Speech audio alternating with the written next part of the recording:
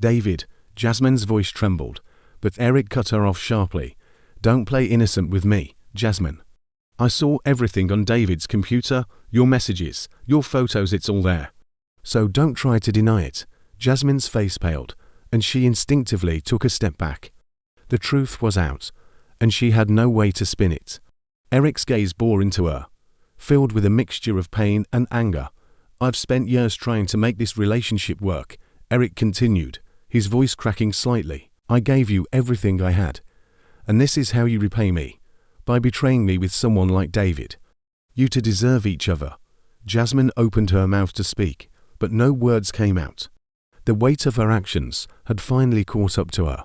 She had lost Eric for good. Eric turned away from her, his mind focused on his father's surgery.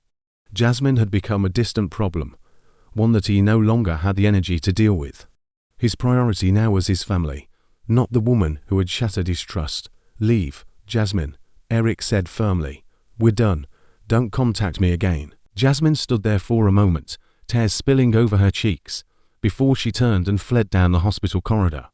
As she disappeared from sight, Eric felt a strange sense of relief wash over him. The burden of his toxic relationship had finally been lifted. He returned to the waiting area, where his mother and Ellie were sitting in anxious silence.